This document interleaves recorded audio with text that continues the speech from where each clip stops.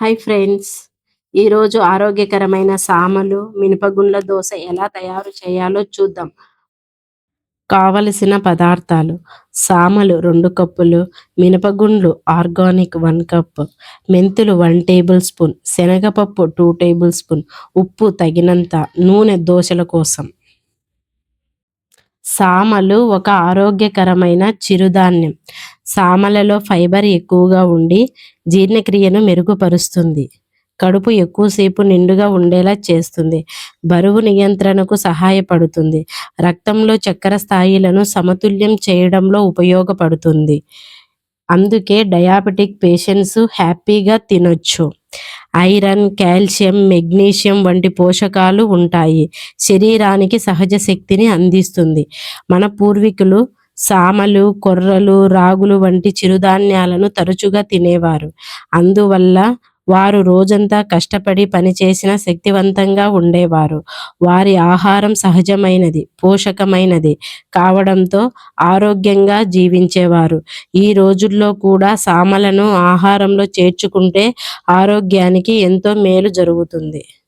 ముందుగా ఒక పెద్ద స్టీల్ బౌల్ తీసుకొని సామలు 2 కప్పులు, 1 టేబుల్ స్పూన్ మెంతులు, అందులోనే 2 టేబుల్ స్పూన్ పచ్చి శనగపప్పు వేసి 3-4 టైమ్స్ బాగా కడగాలి.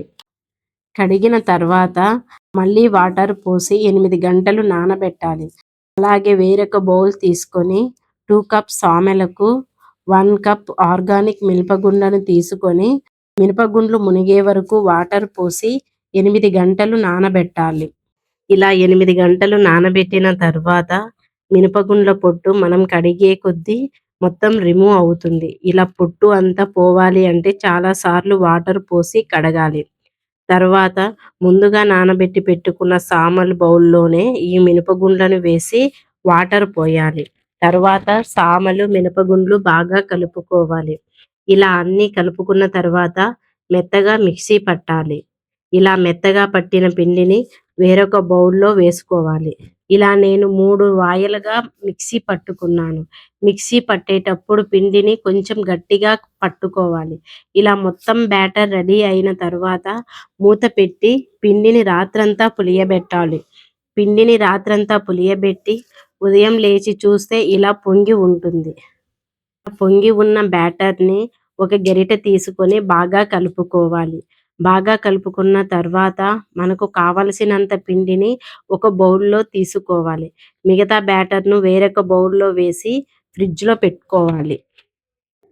మనం తీసి పెట్టుకున్న బ్యాటర్లో పావు టీ స్పూన్ సాల్ట్ వేసి బాగా మిక్స్ చేసిన తర్వాత కొంచెం వంట సోడా, తగినంత వాటర్ వేసుకొని బాగా కలుపుకోవాలి. తర్వాత స్టవ్ మీద దోశ ప్యాన్ పెట్టి వేడి అయ్యాక పెనం మీద పిండిని దోశలా పోసి కొద్దిగా నూనె చల్లండి. ఒకవైపు కాగిన తర్వాత ఒక ఎగ్ వేసి బాగా స్ప్రెడ్ చేయాలి. ఇలా చేసిన తరువాత దోశ పైన లైట్గా ఆయిల్ వేయండి. ఆయిల్ వేసిన తర్వాత ఒక చిటికెడు సాల్ట్, కొంచెం కారం పొడి దోశ పైన చల్లాలి. ఇలా ఒకవైపు కాగిన తర్వాత రెండో వైపు కూడా బంగారు రంగు వచ్చే వరకు కాల్చండి.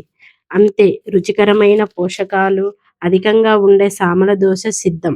ఈ రెసిపీ నచ్చితే లైక్ చేయండి, షేర్ చేయండి, మా ఛానల్ను సబ్స్క్రైబ్ చేయండి. Thank you. Bhargavi smart home.